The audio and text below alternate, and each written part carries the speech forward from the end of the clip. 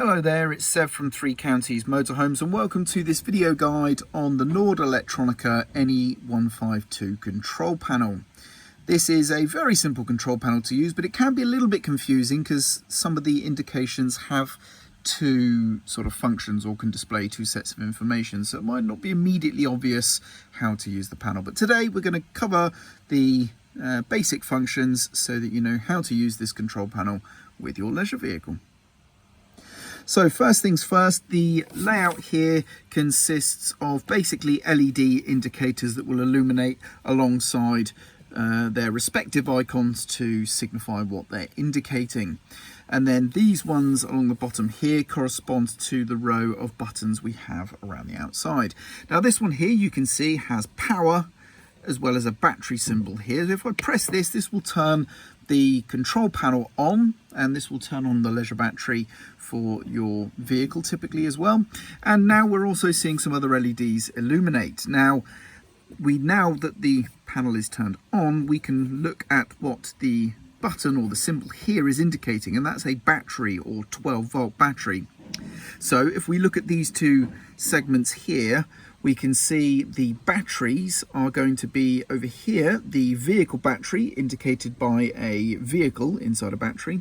And over here, the battery is a motorhome body inside a battery. So that's the leisure battery. So when having this highlighted, this is showing those two batteries respectively. So this is the vehicle battery voltage and this is the leisure battery voltage. And you can see those being indicated accordingly.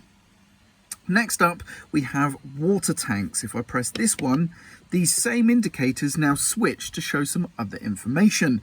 This one here is the fresh tank, indicated by a tank with an inlet at the top. So that's the fresh water tank capacity.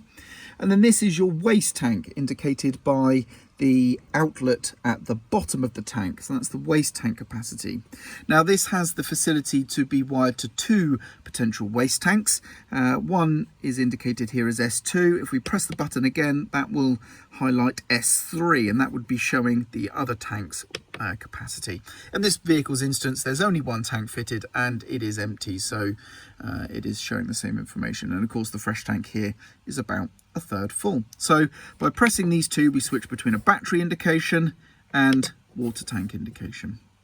And then these three buttons are very simple. We have a water pump master switch. Then, and of course, if you're unaware, without that on, your water pump or water system won't work correctly without power to the water pump, of course. And then we have two different lighting circuits right there. And it is going to be vehicle dependent as to which lights these will supply power to.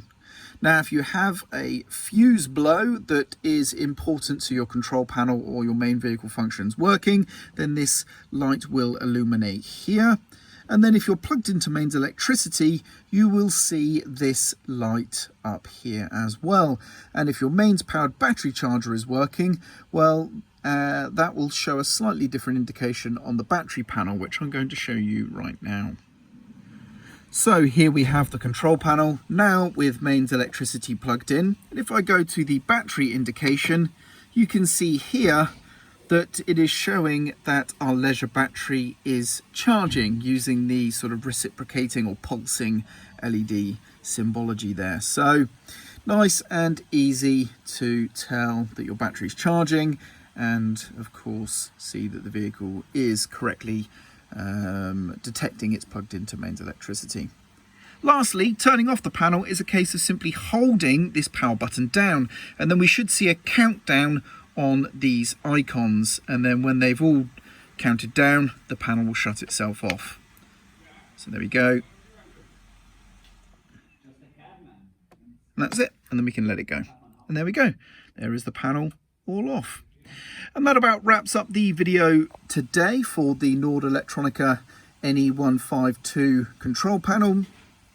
Of course, there are other sort of troubleshooting things and all those sort of details, but that's beyond the scope of this video. If you do have any more detailed questions like that, please do refer to your instruction manuals. But of course, you can also ask your handover specialist and see if they know as well. I'm Sev. I hope you found this video useful, and thank you very much for watching.